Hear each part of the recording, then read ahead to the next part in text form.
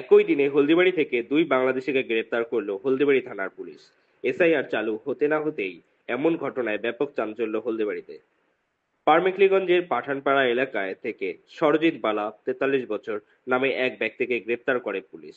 তার বাড়ি বাংলাদেশের ফরিদপুর জেলার কামারখালীতে। সে জানায় দীর্ঘ ১৫ মাস ধরে সে ভারতে রয়েছে। এখানে সে চা বাগানে কাজ করত। অন্যদিকে স্ত্রী সন্তান সহ হলদিবাড়ি থেকে গ্রেপ্তার করা হয় বছর ৩০-এর নীলু প্রমাণিককে। জানা গিয়েছে তার বাড়ি বাংলাদেশের রংপুর জেলার ডিমলা থানার অন্তর্গত দরাজগঞ্জ এলাকায়। সে ১০ বছর আগে ভারতে প্রবেশ করে। বিভিন্ন রাজ্যে সে কাজ করে।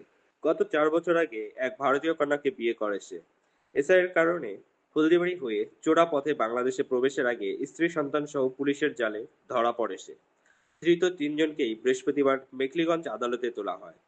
ধৃত দুই বাংলাদেশিকে ৪ দিনের পুলিশ রিমান্ডে নেন হলদিবাড়ি থানার পুলিশ। অপরদিকে ভারতীয় মহিলাকে জেলে হেফাজতের নির্দেশ দেওয়া হয়। অনিমেষ রায়ের রিপোর্ট, আমি সঞ্জয়ের সঙ্গে আকাশ। ফরিদপুর জেলা মধুখালী থানা কামারখালী এই হলদিবাড়িতে আসছিলাম। আসার পরে আমার এক বন্ধু ডাইকে নিয়ে ঘরের ভিতরে আগটাই থুইছিল। আগটা থোয়ার পরে ওদের বলে যে আমি চলে যাই আসতে দেবে না। তারপরে সকালে আমি একাই চলে আসতেছি। ওই জায়গার লোকজনে আমাকে সন্তোষজনকমূলক ধরেছে। 15 মাস আছি। হ্যাঁ, 15 মাস। আমি ওই দিকের খুব আমাদের এলাকা খারাপ অত্যাচারের ঋষি আমি চলে আসছি এখানে। ময়নাগুড়ি চা বাগানে লেবারের কাজ।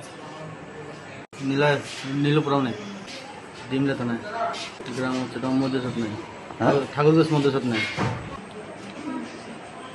বেশ কাজু বাদামের কাছে আসছিলাম, এসে বিভিন্ন এসব এটা সেটা কাজ করছিলাম। বাড়ি কোথায়? আমার বাড়ি হচ্ছে দক্ষিণ ২৪ পরগনা, তাই ইন্ডিয়া ঘর। বাংলাদেশে চলে যাচ্ছিলাম, খন্দমূল্য আটকে দিয়েছিল বাড়িতে। বর্তমান আধার কার্ড আছে, আমি ভোটার প্যান কার্ড হারিয়ে গেছি। এখানে বানিয়েছি।